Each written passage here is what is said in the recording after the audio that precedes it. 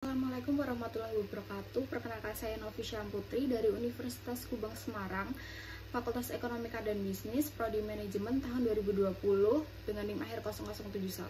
Di sini saya akan memaparkan hasil penelitian saya yang berjudul Pengaruh Good Corporate Governance dan Profitabilitas terhadap nilai perusahaan dengan pengungkapan kebijakan dividen sebagai variabel pemediasi.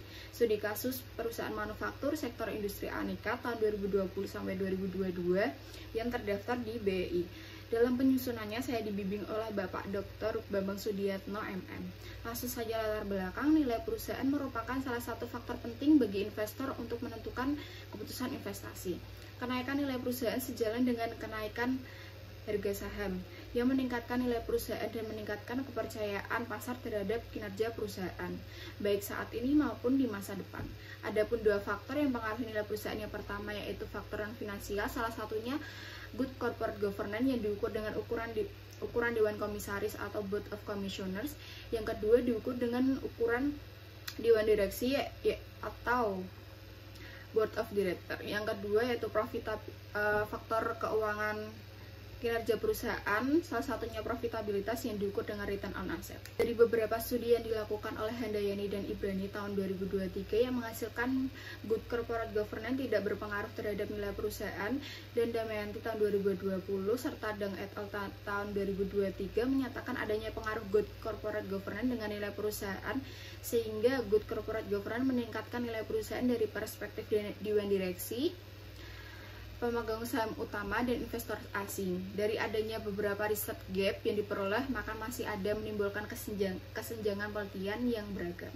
Ini rumusan dan tujuan. Rumusan masalah, apakah Good Corporate Governance berpengaruh terhadap nilai perusahaan. Yang kedua, apakah profitabilitas berpengaruh terhadap nilai perusahaan. Yang terakhir, apakah kebijakan dividen memediasi Good Corporate Governance dan profitabilitas terhadap nilai perusahaan. Selanjutnya tujuan penelitian, yang pertama menguji adanya pengaruh Good Corporate Governance, yang kedua menguji adanya profitabilitas, yang terakhir mengetahui peran kebijakan dividen dalam mediasi variabel bebas pada studi ini. Selanjutnya metode penelitian, yang pertama populasi dan sampel. Populasi perusahaan manufaktur sektor industri aneka tahun 2020 sampai 2022, sampel sebanyak 51 perusahaan sehingga menghasilkan 153 observasi. Yang kedua teknik dan jenis pada penelitian ini yaitu data sekunder. Tekniknya dengan menggunakan metode proof of sampling. Yang terakhir metode analisis data. Pada penelitian ini menggunakan dua persamaan. Yang pertama persamaan satu yaitu menggunakan perangkat lunak SPSS. Yang kedua persamaan 2 yaitu menggunakan FUS 12.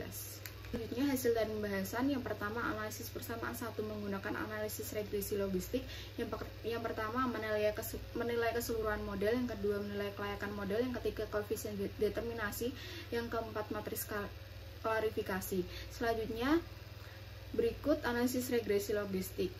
Kebijakan dividen sama dengan minus 2,72 ditambah 0,283 Board of Commissioners ditambah 0,100 Board of Director ditambah 0,110 return on asset ditambah error. Persamaan 2 menggunakan analisis regresi data panel. Sebelum masuk ke analisis harus menemukan model yang cocok pada studi ini. Yang pertama yaitu menggunakan uji Cho yang dihasilkan nilai probabilitas 0,00 lebih kecil dari 0,05 yaitu yang terpilih fixed effect model. Yang selanjutnya uji Hussman dihasilkan nilai probabilitas 0,0175 lebih kecil dari 0,05 yaitu yang terpilih fixed effect model. Yang terakhir uji Lekirch multiplier yang dihasilkan nilai probabilitas 0,000 lebih kecil dari 0,5 yaitu yang terpilih random effect model. Uji normalitas hasil dari Skenes dan kurtosis 0,237980 lebih besar dari 0,05 artinya data terdistribusi normal. Selanjutnya uji multikolinearitas diperoleh variabel independen di atas 0,08 maka tidak terjadi masalah multikol.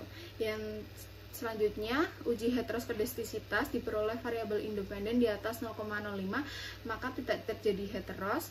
Yang terakhir uji autokorelasi dilihat dari nilai Durbin-Watson statistik yang diperoleh 0,370 951, maka tidak terjadi autokorelasi. Berikut analisis regresi data panel. Tobin sama dengan 0,721726 dikurangi 0,131829 Board of Commissioners ditambah 0,184745 Board of Director ditambah 0,000279 Return on Asset ditambah 0,050792 kebijakan dividen tambah error. Selanjutnya uji mediasi dilihat dari analisis jalur perhitungan dengan uji Sobel menghasilkan kebijakan dividen tidak dapat mediasi Board of Commissioners, Board of Director, dan Return on Asset terhadap Tobin. Selanjutnya kesimpulan yang dihasilkan dari penelitian ini, Board of Commissioners berpengaruh negatif dan tidak signifikan terhadap nilai perusahaan. Board of Commissioners berpengaruh positif dan signifikan terhadap kebijakan dividen. Board of Director berpengaruh positif dan signifikan terhadap nilai perusahaan. Board of Commissioners, Board of Co-Director berpengaruh positif dan tidak signifikan terhadap kebijakan dividen. Profitabilitas berpengaruh positif signifikan terhadap nilai perusahaan. Profitabilitas berpengaruh positif dan tidak signifikan terhadap kebijakan dividen. Kebijakan dividen berpengaruh positif dan tidak signifikan terhadap nilai perusahaan. Kebijakan dividen tidak dapat memediasi antara Board of Commissioners, Board of Director, dan Return on Asset terhadap nilai perusahaan. Adapun saran, yang pertama menambah periode penelitian, yang kedua menggunakan indikator variabel lain atau dapat menambah variabel yang terkait agar dapat memengaruhi tingkat obligasi pada penelitian. Sekian prestasi dari saya, kurang lebihnya saya mohon maaf. Terima kasih, semoga bermanfaat. Wassalamualaikum warahmatullahi wabarakatuh.